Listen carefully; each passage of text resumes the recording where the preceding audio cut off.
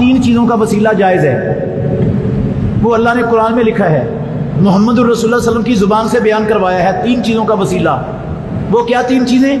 Number ایک، اللہ کے نام اور اللہ کی صفات۔ یا اللہ تو رحیم ہے، یا اللہ تو کریم ہے، تجھے تیری کریمی کا واسطہ، تو غفور ہے، تجھے تیری غفوریت کا صدقہ، میں تو اس سے یہ چیز مانگتا ہوں۔ یہ اس طرح اللہ کے ناموں اور صفات کا صدقہ طفیل وسیلہ ڈال کر اللہ سے مانگنا جائز ہے۔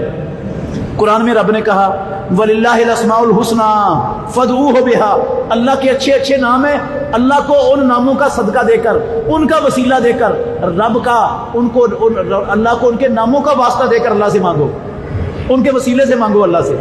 اور رسول اللہ صلی اللہ علیہ وسلم کی ایک نہیں درجنوں دعائیں ہیں، پیارے پیغمبر نے اللہ کی صفات کا صدقہ واسطہ طفیل اور وسیلہ ڈال کر اللہ سے مانگا۔ اکثر دعائیں مانگتے تھے اللہ کے نبی ان چیزوں کا صدقہ ڈال کر۔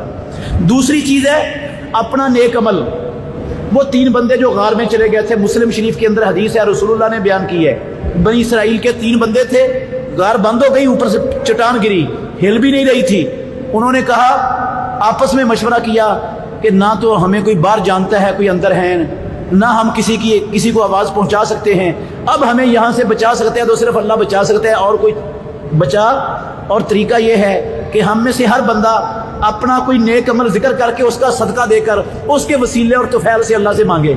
تو تینوں نے اپنے نیک ایک ایک عمل کا صدقہ دے کر اللہ سے مانگا، اللہ نے ان کو نجات دے دی۔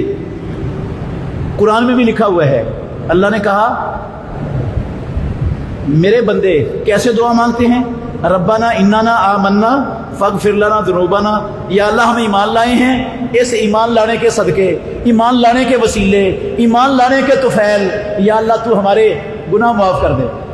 تو اللہ نے سکھائی ہے نا دعا کہ اپنے نیک عمل کا واسطہ دے کر طفیل وسیلہ ڈال کر اللہ سے مانگو۔ اللہ کے نبی نے یہ واقعہ بیان کیا ہے، انہوں نے وسیلہ ڈال کے مانگا ہے اپنے نیک اعمال کا، اور اللہ کے نبی نے اس کو غلط قرار نہیں دیا۔ تیسری اور آخری چیز ہے جو اللہ کے دین میں محمد الرسول اللہ صلی اللہ علیہ وسلم کی شریعت میں جس کی دلیل موجود ہے، تیسری چیز ہے نیک زندہ شخص اس کی دعا کو وسیلہ بنائیں۔ اچھا، میں یہاں نیک عمل کے وسیلے کی ایک اور مثال دے دیتا ہوں۔ محمد الرسول اللہ صلی اللہ علیہ وسلم سے محبت یہ ایمان کا جز ہے۔ کون سی محبت؟ اپنی بیوی بچوں سے بڑھ کر، اپنے مال سے بڑھ کر، اپنے ماں باپ سے بڑھ کر، اپنی خاندان برادری سے بڑھ کر، حتیٰ کہ اپنی جان سے بڑھ کر محبت کرنا۔ کس کے ساتھ؟ محمد الرسول اللہ صلی اللہ علیہ وسلم سے۔ یہ کیا ہے؟ ایمان ہے، ایمان کا جز ہے۔ جس کو کائنات کی ہر چیز سے بڑھ کر محمد الرسول اللہ سے محبت نہیں، قسم ہے پیدا کرنے والے کی، وہ کامل ایمان والا نہیں ہو سکتا، وہ کامل مومن نہیں ہے۔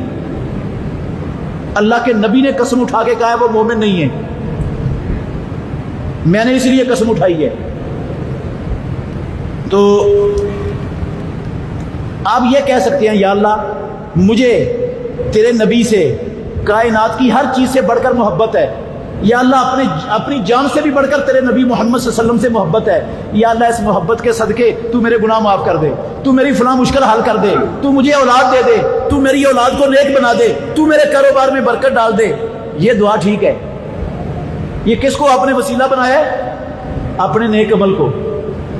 محمد الرسول اللہ سے محبت یہ نیک عمل ہے، ایمان کا جز ہے، ایمان کا حصہ ہے۔ اس کو اللہ کے نبی کی ذات، آپ کی عزت، آپ کی حرمت اور مقام، اس کا وسیلہ ڈال کر نہ اللہ نے مانگنے کی اجازت دی، نہ محمد الرسول اللہ صلی اللہ علیہ وسلم نے مانگنے کی اجازت دی۔